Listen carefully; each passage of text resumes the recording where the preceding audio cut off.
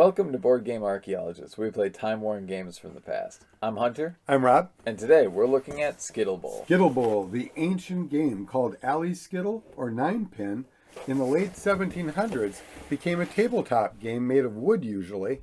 And in 1969, the Aurora company, absolutely my favorite company of the time, the creator of the Aurora Frankenstein and prehistoric scenes and monster scenes and all that great goodness that I love so much. If you want to, watch monstermodelreview.com. But back to the game. Created by Aurora in 1969. As PBA champion Dick Weber would say, this is the next best thing to having a bowling alley in your own living room. And it's really not that far off because the rules are basically identical to bowling in the sense that you get 2 shots and, it's same strikes, spares, all of that. The big twist being that you're kind of throwing it in such a way where the first pin is over here in front of you.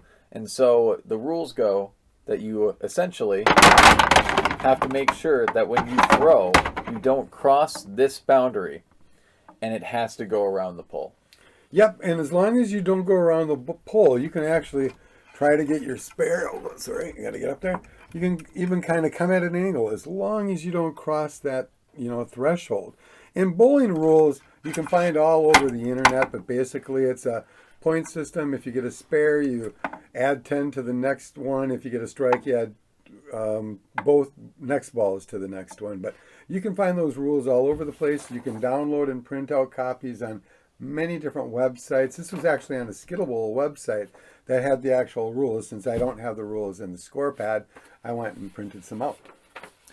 And just going into some of the things that I like about it, because I'm sure that Dick Weber was kind of playing it up a little bit with the whole next best thing.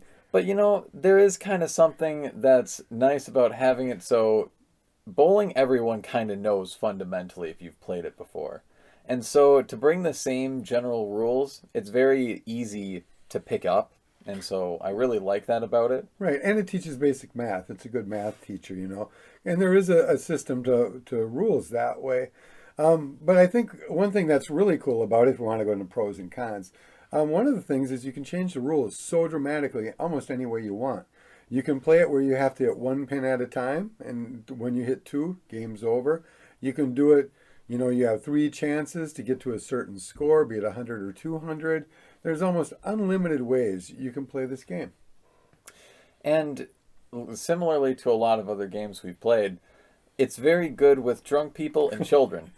And so that's usually a very flexible game. Right, and I'm sure there's experts out there, and there's probably clubs and tournaments that we don't know about. But this is a really fun old game that we had as youths. My brother had one. I think he probably still has one. And we used to play this all the time. We love the big games, the big plastic parts. Always, it's the Aurora company. They always have great artwork on their box, and they always have good paintings and stuff like that. And so a round kind of will go like this. I'll take it. And so right there, I knocked 6 off. And you want to stop the ball before it goes spinning around. It should only go around once to hit what you got.